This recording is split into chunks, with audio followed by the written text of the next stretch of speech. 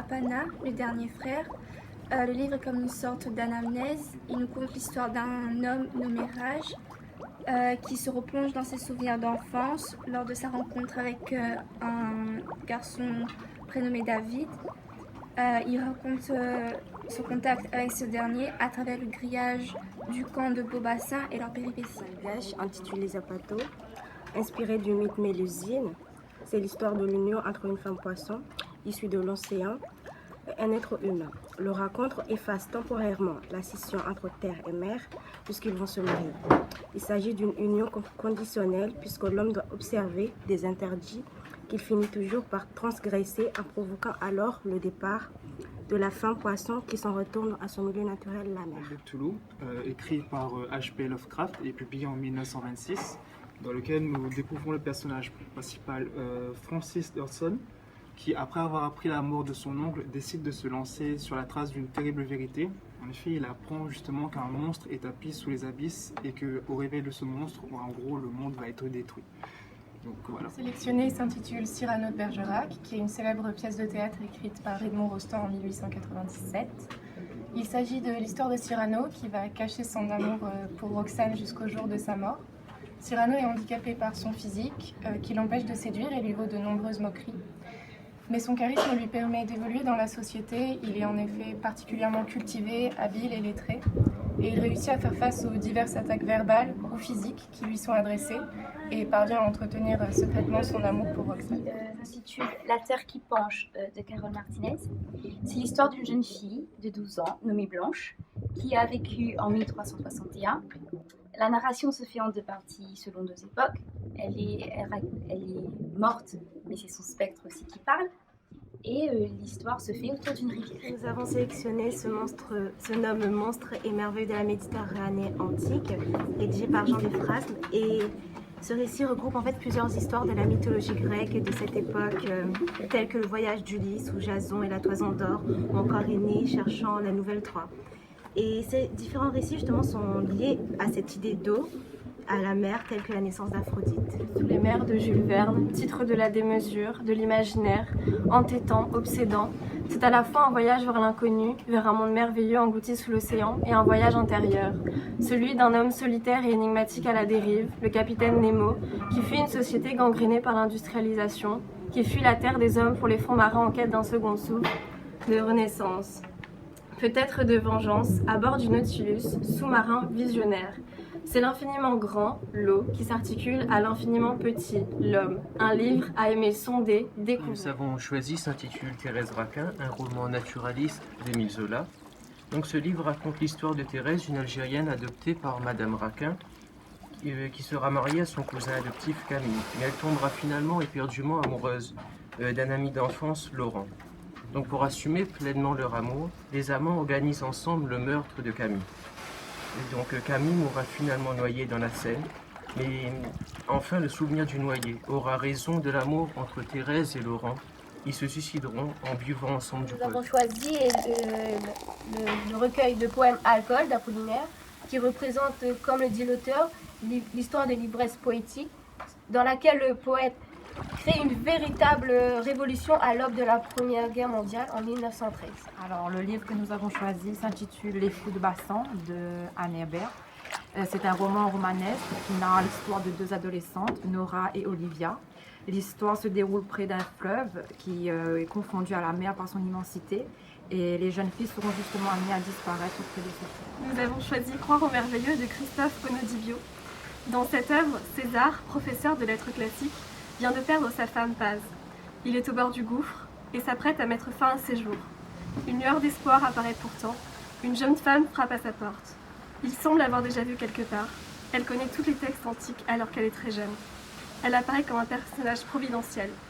Grâce à elle, il va amorcer un voyage initiatique dans les îles grecques, où il a voyagé avec sa femme pour faire son deuil et réussir à survivre. Donc, le livre que nous avons choisi est un livre de Clarissa Pinkola Esté, qui s'intitule Femme qui court avec les loups. Et en sous-titre, elle propose Histoire et mythe de l'archétype de la femme sauvage. Donc c'est un livre qui est né de ses études en biologie animale, où elle fera un rapprochement entre le loup et la femme qui, selon elle, ont des caractéristiques communes. Et tout au long du livre, elle nous propose différents contes qui propose de ramener la femme à sa source, c'est-à-dire à une femme sauvage. Et quel est le rapport avec l'eau?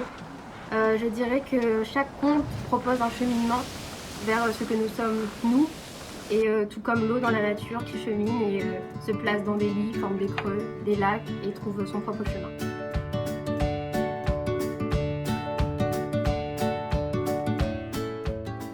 Cyrano de Bergerac pourra devenir le livre des eaux, en signifiant que la verve s'apparente à la puissance des eaux. Sans forme ni courbe, l'eau est capable de s'adapter. Elle saura ainsi entrer dans un verre tout comme elle pourra se faufiler dans les moindres failles. C'est à l'image de Cyrano qui sait s'adapter pour agir en société. Par exemple lors d'un quiproquo avec Roxane, dans lequel il parvient à montrer qu'il n'est pas attristé en apprenant qu'elle en aime un autre. La puissance des flots s'apparente donc à la puissance des mots. En maniant les verbes, Cyrano de Bergerac parvient à affronter avec succès ceux qui s'en prennent à lui. Cyrano manie les différents registres de langue, manie les figures de style et est capable d'utiliser un vocabulaire précis et efficace. Il faut ainsi se méfier de Cyrano, comme il faut se méfier de l'eau qui dort. D'autant plus que le monde des océans reste en grande partie inconnu des hommes. Dans La Terre qui penche de Carole Martinez, l'élément eau en fait entre en compte parce que la narration se fait tout autour d'une rivière, la Loue. L'intitulé du livre que nous avons choisi est Thérèse Raquin et nous lui donnerions comme titre le livre d'eau. En effet, l'eau est omniprésente, sous-jacente à l'histoire du récit. Ce n'est pas le sujet de l'œuvre, mais elle borde le récit, comme par exemple la Seine qui borde le Pont Neuf. Le livre apparaît comme imbibé d'eau. Il infiltre le monde de l'homme, à l'instar de l'humidité qui s'infiltre dans la mercerie de Madame Raquin. L'eau apparaît donc ici comme s'infiltrant dans le quotidien du souvenir refoulé. Du coup, ces différents récits sont évidemment liés à l'eau puisqu'ils sont liés à la mer, tels que la naissance d'Aphrodite ou encore le vol d'Icare qui meurt de la noyade car il s'était trop aventuré près du soleil. Et justement, ces histoires regroupent plusieurs aventures et histoires de la mythologie grecque et nous avons cette idée de création, de symbole de vie, car tout commence avec l'eau. Et dans ce livre, justement, elle est représentée sous toutes ses formes, qu'elle soit première ou secondaire, qu'elle soit nourricière ou bien meurtrière, ou encore symbole de l'inconscient chez l'homme. Trois veaux merveilleux et le livre de l'eau. César a aimé profondément sa femme au contact de l'eau. Être au contact de l'eau lui permet de se rappeler ses moments heureux. Pour nous, l'eau est gardienne de sa mémoire. Le recueil d'Apollinaire accueille parfaitement la thématique de l'eau en son sein. À même le titre Alcool, le lecteur s'attend déjà à une singularité dans une poétique privilégiant l'éveil des sens à travers le fluide. En ce sens, nous avons choisi de réintituler le recueil le livre des eaux. Tout d'abord marqué par le pluriel, rappelant le versant polysémique du titre originel Alcool. Aussi, le livre des eaux fait écho à Alcool dans l'alliance de l'eau de vie, qui comprend d'ores et déjà les différentes dimensions de l'eau à travers une poétique de la modernité. Pour nous, le livre Les Fous de Bassan a un rapport avec l'eau. Tout d'abord par son titre Les Fous de Bassan, faisant référence à une espèce d'oiseau de mer. De plus, l'eau est l'élément central du récit. L'histoire se passe près d'un fleuve confondu à la mer. Nous l'appellerons le livre des eaux, car le livre fait référence à plusieurs types d'eau. L'eau du fleuve, confondue à la mer, l'eau de pluie et les larmes que les personnages ont versées. Alors, le livre Le Dernier Frère de Natacha Apana, on lui donnerait pour intituler le livre des eaux, parce que dans cette œuvre, on a constamment une description d'une rivière où les personnages aiment s'y rendre. C'est un lieu très symbolique qui leur permet de communier avec la nature et d'apaiser leur âme. Donc, tout se rapporte à la rivière en eau. La littérature est un puits, une source intarissable pour l'âme. Tels des gouttes d'eau, les mots nous traversent, nous composent, nous maintiennent parfois en vie. Un texte peut être insondable, abyssal, d'une richesse inouïe, en perpétuel mouvement. Il faut donc l'explorer, chercher ses trésors et sens cachés, à l'instar de l'exploration océanique, voire de la cryptozoologie. L'océan est ici l'espace dans lequel évolue le héros vernien, symboliquement espace cerveau, utérin mais aussi menacé. Ici, le Léviathan n'est pas celui qu'on pense, mais l'industrialisation, l'exploitation des océans. L'errance existentielle rappelle bien évidemment celle d'Ulysse, héros matriciel. Jules Verne reprend ainsi certains motifs homériques, mais aussi bibliques, le mythe de l'Arche de Noé notamment. L'auteur invente un des derniers grands mythes modernes, archétypaux, tout en défendant une sauvegarde des océans. C'est un roman initiatique aux intuitions écologiques, gorgé de passages encyclopédiques sensibilisant à la vie océanique et un récit où l'intime et l'universel s'articulent ensemble.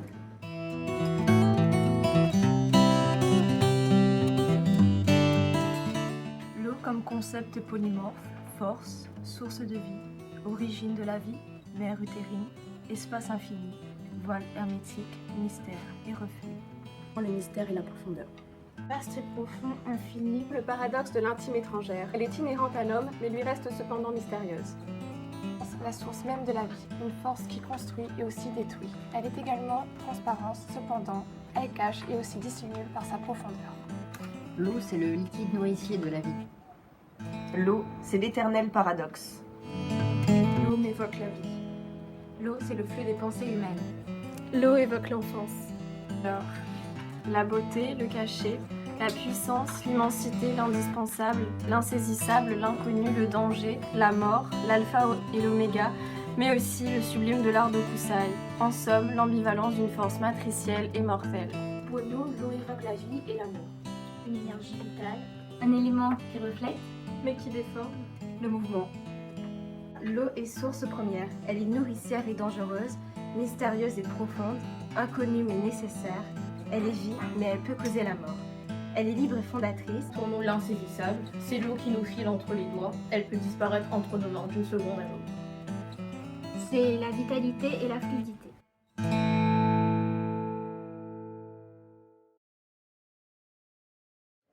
Aujourd'hui, les débats autour de l'eau et de la littérature se rejoignent en quelque sorte. Elles ont toutes les deux besoin d'être légitimées et considérées.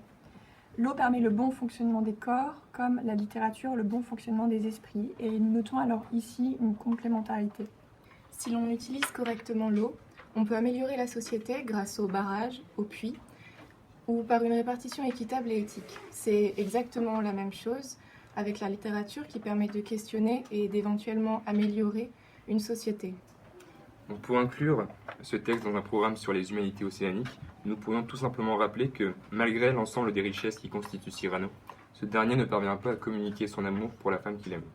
Nous pouvons ici établir un parallèle avec le monde océanique qui lui aussi, au regard de la situation actuelle, notamment à propos de la dégradation environnementale, à propos de la fonte des glaces, de la pollution ou encore de la surpêche, n'arrive pas à communiquer correctement sa douleur avec les hommes. Alors on pourrait inclure ce conte dans un programme sur les humanités océaniques, car il y a un passage du seascape au landscape qui échoue, même si la dichotomie terre-mer s'effiloche avec la femme poisson qui tente la vie terrestre. Elle ne pourra pas demeurer sur Terre à cause de l'homme justement, elle s'en retourne à son milieu naturel.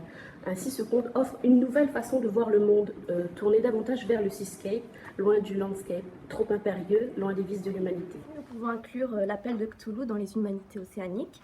En raison de l'aspect mythologique, nous pouvons faire une étude diachronique des mythes marins, en passant du Léviathan à Cthulhu. Femme qui court avec les loups est pertinent dans un cours sur les humanités océaniques, de par la pluralité des contes qui la constituent. Ceux-ci proviennent de différentes cultures, de différents pays. Ceux-ci, eux-mêmes, sont reliés par nul autre que l'océan, par l'eau. Le rapport entre la littérature et l'eau est que la littérature, à l'instar de l'eau, reflète les mots de l'auteur, mais déforme par la vision du lecteur. La Terre qui penche pourrait être inclus dans un cours des humanités océaniques, parce que l'élément central du livre est la rivière qui se déverse dans l'océan. Il interroge les aspects humains et non humains de l'eau et propose de nouvelles approches esthétiques de l'eau, notamment en le proposant comme personnage à part entière.